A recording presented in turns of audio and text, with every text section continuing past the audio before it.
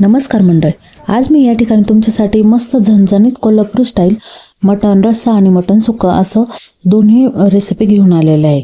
तर तुम्हाला रेसिपी कशी वाटली नक्की कमेंटमध्ये सांगा आणि रेसिपी आवडली असेल तर चॅनल सबस्क्राईब करायला विसरू नका। तर या ठिकाणी मी घेतले 2 कांदे छान जाळून त्यातच खोबरंही जाळून घेतले। आता एका कढईमध्ये 1 चमचा तेल घेतले, त्यात लसूण आणि आलं छान परतवू द्यायचे। आता लसूण आलं छान लालसर परतलं गेलं की त्यातच आपण धणे ॲड करणार आहोत। धणे मी या ठिकाणी 2 चमचे घेतलेले आहेत, तेही छान परतू दिले। त्यातच 2 चमचे हरभऱ्याची डाळ घ्यायची आहे, तेही छान लालसर परतली गेली की त्यात आपण जो जाळलेला कांदा आहे तो त्यात छान परतू घ्यायचा आहे तेलात।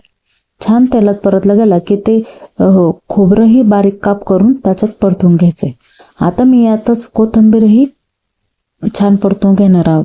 या ठिकाणी कांदा छान परतला गेला, त्यात कोथिंबीर ॲड करायची, कोथिंबीरही छान परतू द्यायची। सगळं मसाल्याचं वाटण आपण एकत्र बारीक वाटून घेणार आहोत।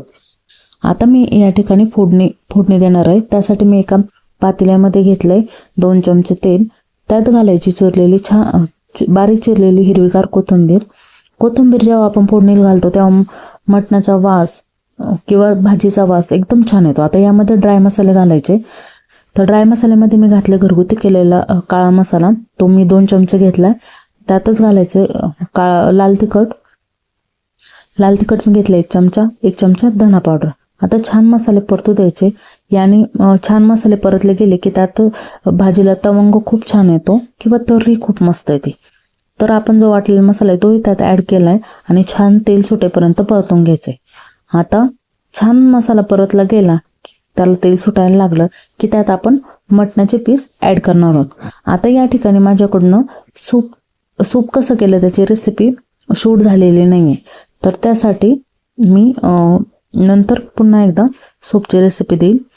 तर या ठिकाणी मी छान मटणाचे पीस त्याच्यात ॲड केले, त्यालाही तेल सुटेपर्यंत छान परतू दिलं।